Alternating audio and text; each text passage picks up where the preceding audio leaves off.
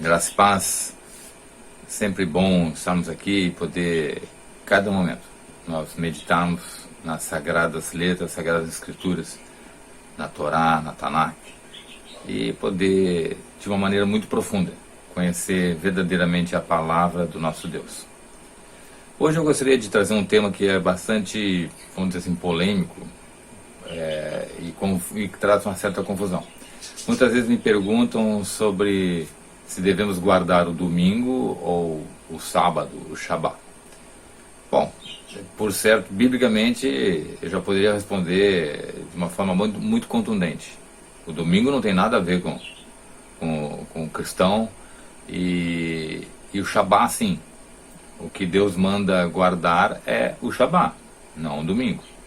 Mas vamos passear na história e também vamos nos aprofundarmos na palavra de Deus. Em Gênesis 2:3, nos diz que Yahvé, depois de ter feito toda a criação nos 6 dias, ele descansa e que ele santificou o Shabbat, o 7º dia. Então, primeira coisa de tudo, o 7º dia foi santificado por quem? Por Yahvé. Mas vamos continuar. Lá em Êxodo, no capítulo 20, nós vamos ter um mandamento também muito profundo, muito intenso, que é lembrar e guardar do dia de Shabbat, santificá-lo. Repare que existem duas forças aí nesse mandamento: lembrar e guardar, ou seja, praticar o dia de Shabbat. Então, o que deve estar dentro do coração daquele que teme a Deus é exatamente a guarda do Shabbat. Quando os judeus receberam as boas novas, o Evangelho, e eles estavam ali imbuídos e fortalecidos na guarda das mitzvot, dos mandamentos de Deus. Então, o Shabbat é uma ordem explícita nas Escrituras Sagradas para se guardar. E o Shabbat, ele não é exatamente o sábado, como nós entendemos no dia da semana, mas ele começa na sexta-feira, no pôr do sol, por volta de 18h30, alguma variação, e vai até o pôr do sol do dia seguinte, que já seria o sábado, né? Então, da 18h30, vamos colocar uma média de 18h30 de sexta-feira a 18h30 de sábado. Esse é o Shabbat, esse é o 7º dia. Esse é o dia que Deus ordenou para santificar, para lembrar e para guardar. Mas vamos continuar. Eu gostaria que a gente pudesse ler outros textos que são polêmicos, mas que trazem a realidade para nós. Por exemplo, é dito que os fariseus eles colocaram uma sobrecarga, né, no dia de Shabbat. Isso é chamado de Siag Letorá, ou seja, leis de cerco. Eles acrescentaram tanta coisa ao Shabbat que praticamente o tornaram um peso, quando na verdade o Shabbat foi feito para que nós também tivéssemos o dia de repouso e um dia para nós nos aproximarmos mais de Yahvé. Eu gostaria que vocês olhassem comigo. Mateus 12:8 fala do dia de Shabbat, quando Yeshua e Jesus faz uma cura e os fariseus ficam indignados com isso aí. E ele diz, olha, o dia de Shabbat ele foi feito para a vida, né? para adorar a Deus, né? Estou fazendo um resumo aqui. E essa adoração, ela é explícita no sentido de preservar a vida, de dar valor à vida. Então, certas coisas eram permitidas que se quebrasse o Shabbat. Então, por exemplo, hoje, o que se espera de um policial, de um bombeiro, de um médico, é que se ele mesmo sendo praticante do Shabbat, ele possa quebrar esse dia por causa do valor da vida, tá? Então Yeshua diz, olha, o Shabbat, o Filho do Homem é Senhor do Shabbat. Então veja assim, olha a grandeza, a santidade, a glória desse dia. Qual é o dia que você guarda então? É o dia de Yeshua, o dia do Senhor. Ele pertence a Yeshua. Em Marcos 2, nós vamos ver que o texto nos diz que o Shabbat foi feito por causa dos homens, né? Isso não significa que os homens têm poder sobre o Shabbat, de modificá-lo, de alterá-lo. Não, está dizendo que esse sétimo dia foi feito para que os homens tivessem descanso, dia de repouso, é o significado da palavra hebraica, mas esse repouso é um repouso solene, é um repouso para se tirar, para se consagrar mais ainda a Yahvé. Por isso, existia a preparação, que era momentos antes do início do Shabá, em que as mulheres, sobretudo, preparavam já os alimentos, preparavam as lamparinas, preparavam tudo para que se pudesse ter um Shabá sem fazer nada naquele momento, né? Senão usufruir da refeição, usufruir da meditação, da leitura da Torá e dos profetas. E é isso que se praticava. Quando Yeshua entra na sinagoga, em Lucas 4, ele diz assim, como era de costume de Yeshua. Ou seja, o próprio Yeshua era praticante do Shabá. Ele não alterou nada. Nós vamos ver lá em Atos, quantas vezes Paulo entrou e foi convidado a ministrar no Shabá. Mais ainda, quando a gente precisa na história ver que o Shabá nunca foi alterado biblicamente. Tanto é que lá em Atos 15, que é feito algumas permissões para os gentios, não pode comer carne sufocada, não pode ter relações sexuais ilícitas e nem ter idolatria. Mas todas as outras coisas houve uma quebra para facilitar a entrada dos gentios. Mas essas três coisas não está incluído na lista das permissões que se possa quebrar o Shabá.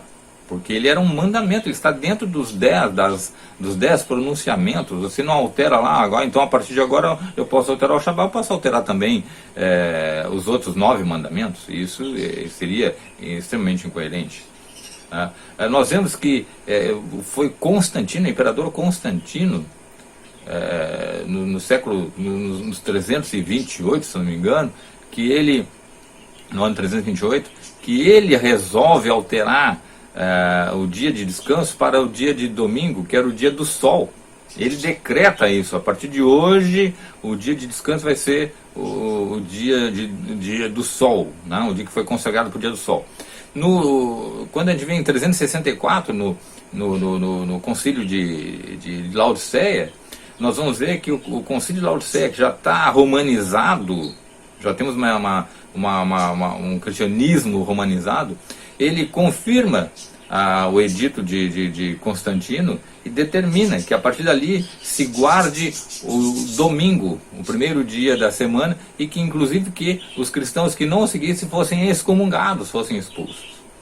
Já em 1545, no Concílio de Trento, o cristianismo romanizado, ele confirma e assina embaixo que tem que ser o domingo.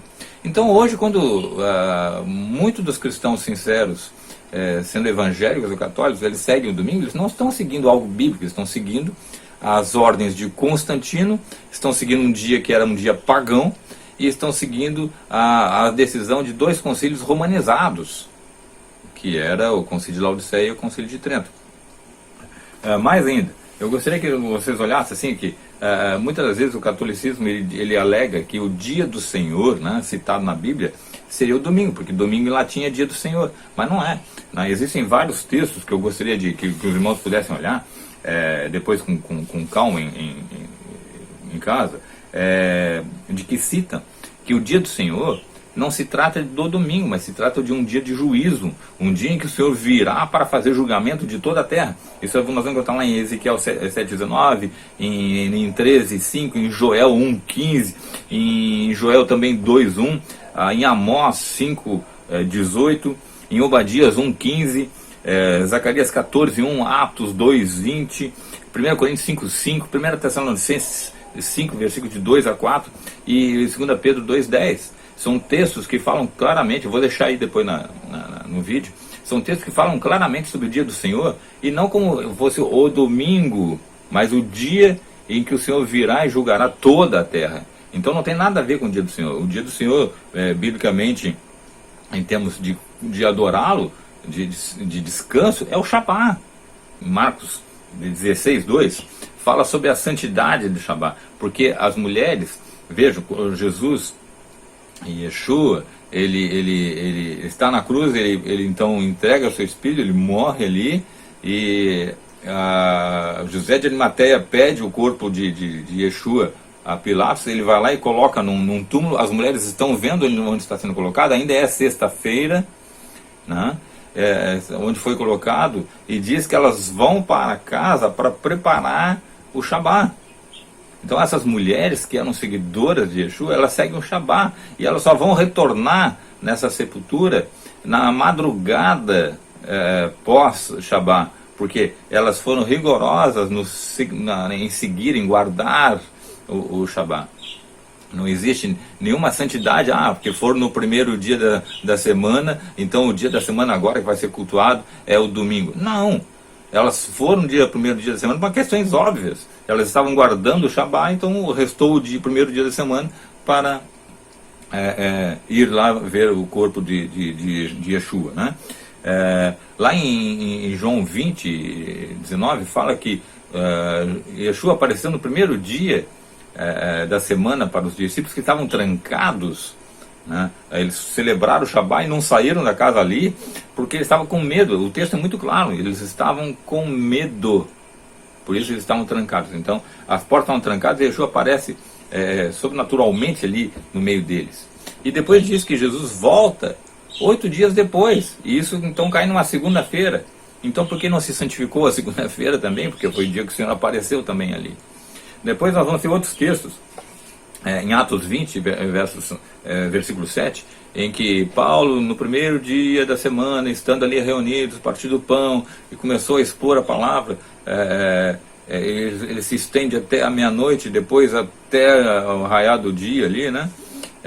Ele não está reunido no primeiro dia da semana porque o dia se tornou glorioso e santificado. Leia o texto, porque no dia seguinte ele iria viajar. Então era óbvio que toda a igreja se reuniu naquele dia para ouvir Paulo, porque no dia seguinte ele vai viajar. Não tem nada de santificação do primeiro dia. Eu volto a dizer, o primeiro dia foi tornado decreto por Constantino em substituição ao dia do sol, por isso é Sunday, dia do sol em inglês, e também ele foi ratificado, ou seja, foi confirmado pelo concílio de Laodiceia, pela igreja romanizada, que já estava afastada, e que obrigou, inclusive, os cristãos que não guardassem o domingo, fossem expulsos do meio cristão, da igreja romanizada. E depois, em 1545, no concílio de Trento, ele foi ratificado, foi confirmado, tem que ser domingo, mas não é o que dizem as escrituras, né? Outro texto que é citado em 1 Coríntios 16, 2, Paulo diz assim, no primeiro dia ajuntem em casa as doações, as ofertas, assim. Era uma questão óbvia. Primeiro que não é um dia de congregacional, eu estava em casa, ajuntem em casa, separem em casa. Por quê?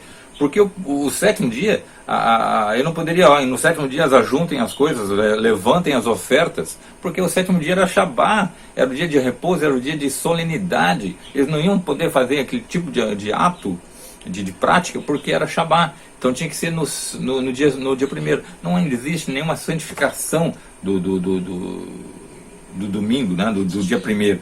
Então existe uma série de erros aí que são retirados da história e praticados pela igreja hoje. Então a igreja hoje ela tem a prática do domingo como se fosse uma coisa bíblica, e não é, né? A gente vê lá em Atos 13 que eles estavam reunidos na sinagoga, eles estavam lendo, fazendo a Parashá e a Haftará, que é a leitura do Torá e dos profetas, né? A Parashá e a Haftará.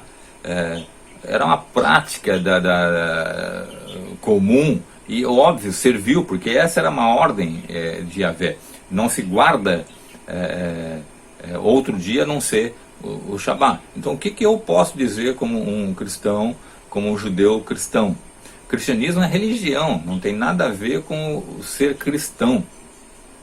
O cristianismo é uma modificação dos valores, das ordenanças de Deus, se transformou numa religião feita por homens, a partir do terceiro século. Então Constantino nasce o cristianismo, e esse cristianismo ele vai permeando a história, chega até você, chega até a mim, e essas práticas não são bíblicas, não são escriturísticas.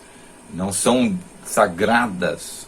Veja que Yahvé santificou o Shabá. Não existe nenhuma passagem na Bíblia que justifique, que confirme que Yahvé mudou essa prática para o domingo. É uma prática dos homens, né? Foi criado pelos homens através desses concílios e é pagão. A guarda do domingo é um pagão. Não quer dizer que você, por cultuar a Deus no domingo, ou na sexta, na terça, na segunda, na quarta-feira, possa ter algum erro nesse sentido. Não, porque em Atos 2 diz que os cristãos estavam reunidos todos os dias. Eles tinham essa prática, e todos os dias eles estavam tão envolvidos com o serviço a Yahvé, que era comum isso. Mas o que é errado, o que é transgressão da palavra de Deus, é não cumprir o Shabá e cumprir o domingo. Que isso fique bem claro. Eu espero ter feito você pensar que domingo não é o dia realmente determinado por Yahvé, e sim o Shabá, o sétimo dia. Amém? Que Ele te abençoe e te abra a mente e o coração para guardar os seus mandamentos. E isso inclui o Shabá. Até a próxima.